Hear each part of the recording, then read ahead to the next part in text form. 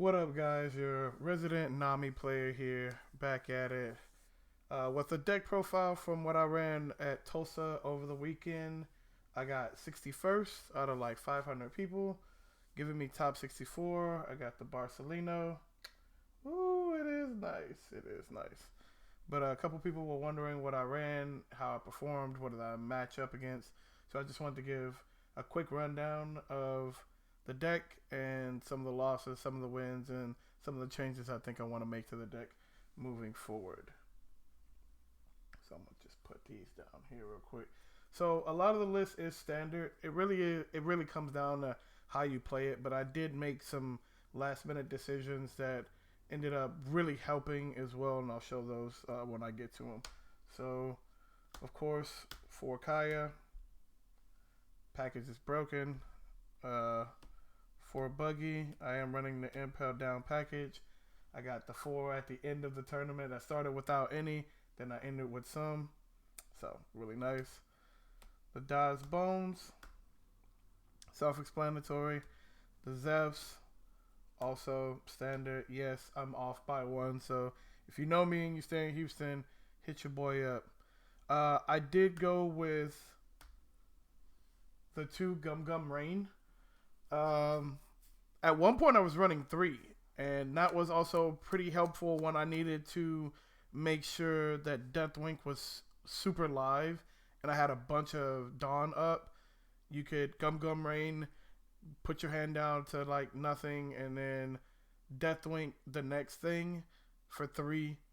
Draw 2 more cards, and possibly have your Dawn up to keep playing more cards. Drawing the Love and drawing the Overheat. We'll get to that too. But I see why a lot of people cut this for Bon Clay as well.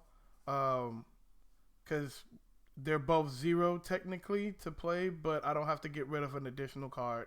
And it's 2K instead of 3. And sometimes you just want the 2 and not the 3. Although this did come in handy. I don't know if I'm going to completely cut it yet, but we'll see moving forward. For Spada, I don't like activating this card. I only really like it when it comes out of life. Sometimes, of course, I do want to see what I'm going to draw or mill. It's invaluable, but 4 felt like a bit much until 1 jumped out of my life. So, can't go down on Spada. Rubber Band was also underutilized from the hand. I loved it for the trigger.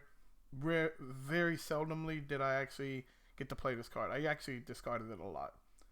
Keep in mind, I only went X3 out of 9 rounds, and the first 3 rounds I was undefeated. Like, half the people were actually watching my matches as well. Impel Olive Size. I actually really like this card. Not only is it like the best thing you want to discard, but the trigger is broken too. It might as well just be a peel off in the trigger. So, Gavel, great card. I checkmated a bunch of people throughout the day just with this. I also triple P-lofted someone for game. The amount of checkmate scenarios that were presented to me throughout the day were actually astonishing, to where it was like, oh, you actually can't do anything at this point in the game. If you didn't kill me earlier, when you waited too long, you just died. For Brick Fist, I love this out of trigger. I love this to get away from forward aggression, to recycle my own cards. For a while there, I wasn't drawing Kayas or anything like that, so I just needed to reuse my Kaya, dig through the deck, set up some other combos, and then Deathwink or, just Deathwink out. It was really invaluable. So a lot of people run Love, right? And I understand why Love is good, but with so much red running around as well, I went with the other 2 costs. I went with 4 Overheat. Not only did this allow me to reuse my Kayas, but it also allowed me to put back potential things that were going to kill me in the Zoro matchup when they had like Buggy ready to go or the Don, and I know they did a bunch of searching and they've already whiffed once or twice already. I have no fear with just putting those back in their hand and bouncing my own stuff with like Zeph just so I don't die as fast. I actually ended up facing like 4 Zoros, but we'll get into that. Of course, Deathwink. Sucks in the beginning, great towards the end. And the trigger, I definitely got to use it a couple times, bouncing 7s and 6s to get them just off the board. I kind of wish there was a 3,000 Worlds in here, but I'll get to that as well. And then last but not least, the star of the deck, Quad Pilaf. Like I said, one game I had 5 cards in the deck, and then I triple Pilafed and then just won the game. So yeah.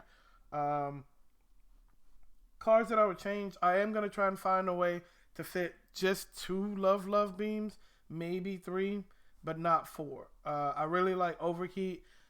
Maybe moving forward, Overheat won't be as prevalent going into OP04, and that'll make way for me to want to run Love and get the draw advantage. I really wanted 3,000 Worlds, and on Sunday when we played in the side event, I tried the Soga King and a 3,000 Worlds, and the Soga King worked, which meant the 3,000 Worlds could have worked had I drawn it, but I'm still testing that, and I was tired Sunday. You have no idea what it's like to play this for 9 rounds straight and have to do math and read your opponent really well. Like, the matchups were, first round was Doflamingo, and that guy played really, really well, but I had a checkmate situation. The next couple rounds were all Zoros, so I faced 4 Zoros in a row and only lost to one of them, and that was my first loss of the day. Then I faced a Katakuri and then beat him. I faced a Yamato, beat him.